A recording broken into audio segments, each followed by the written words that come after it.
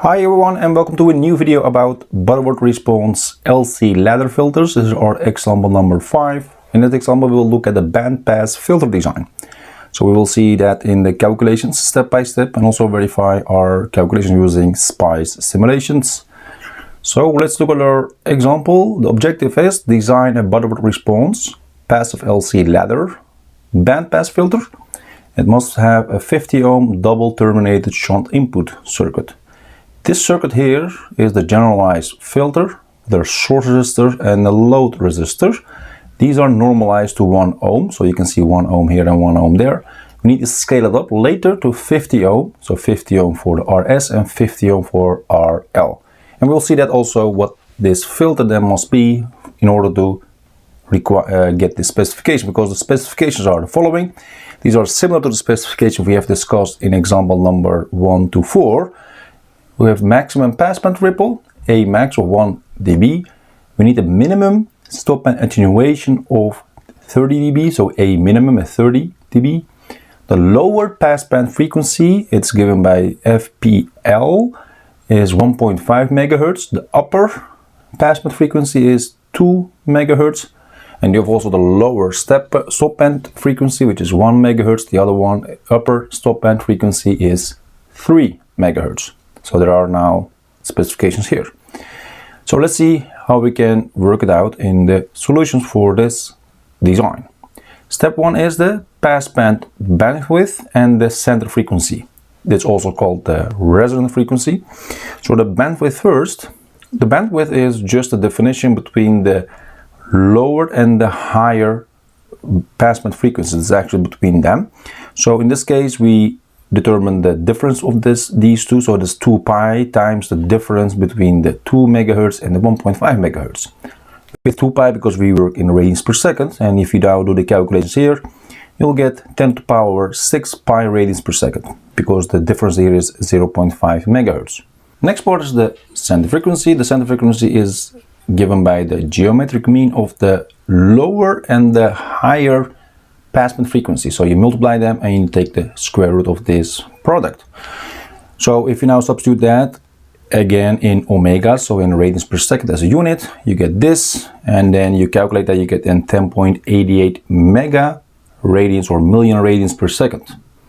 Okay, now we have the required values for step 1. Step 2 is we need to calculate the normalized passband frequency given by this capital letter omega p, and then normalized stop band frequency given by this capital letter omega sub s of the prototype low pass filter, because we need to transform our low pass filter circuit to the bandpass filter circuit. So we need to make a transformation, but first we start with the low pass prototype and then transform back.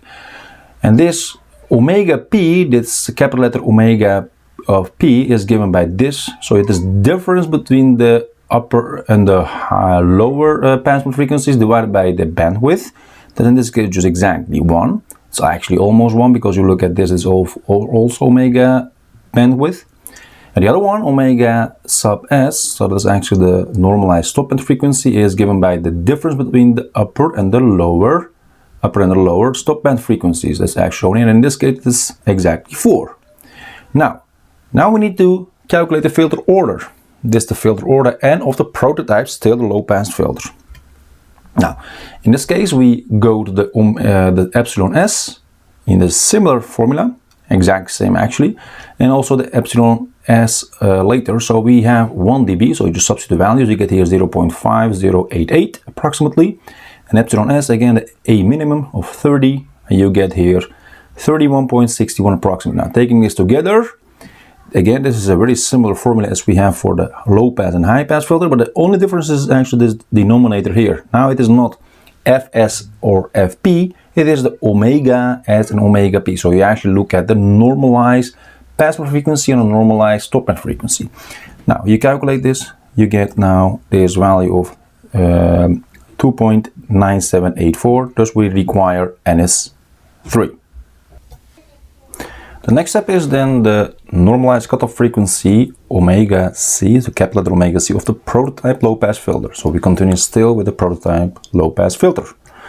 Now for that we use this formula, a similar formula actually we have seen for a specifically low pass filter design. You see the omega C, capital letter omega C is equal to capital omega of P of times the epsilon P to the power minus 1 over n. Now we know n, which is 3.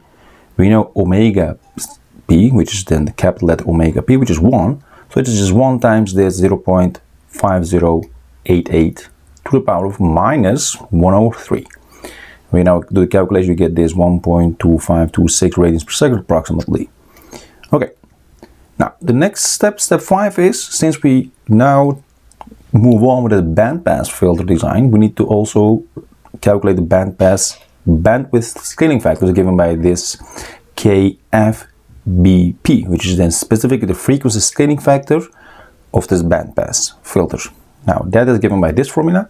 So use this omega of C and you multiply that by the omega bandwidth, omega BW.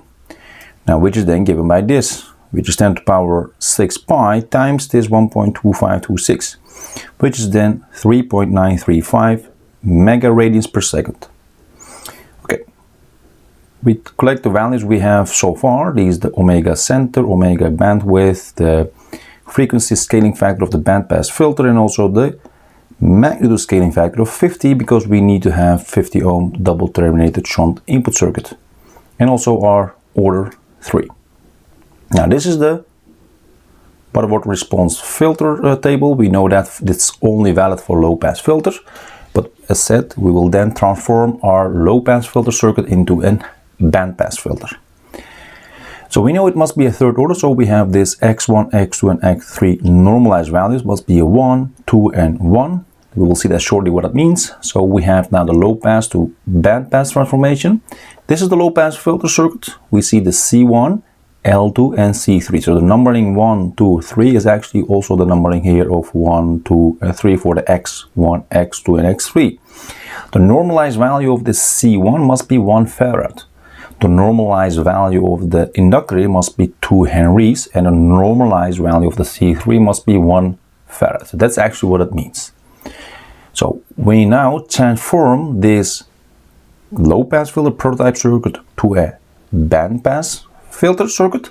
We need to transform our capacitors. So it means the node A and B, this is just generic transformation circuit. You go from this capacitor to a parallel capacitor and a parallel inductor, so 2 elements in parallel. So in between nodes and A you get this. So you change each C here into a C parallel and L parallel. Now for the inductors you change it into a series combination of L and C. So inductor between, let's say, point P and Q will be a inductor and a capacitor in series. So there will be a new capacitor, a new inductor, also a new capacitor, a new inductor here. So that's actually what we want to do. And the P here stands for parallel and S here for series. Now, that means this whole circuit will now transform in this circuit. You see now here, the C1 will make now CP1 and LP1. C3 will then make CP2 and LP2. And L2 will make then LS1 and CS1. So we get actually now 6 components instead of 3 components. Okay, moving on. Now collecting now actually the values again, and then specifically focusing on the bandpass filter circuit. Now we calculate now the scale component values for our bandpass filters.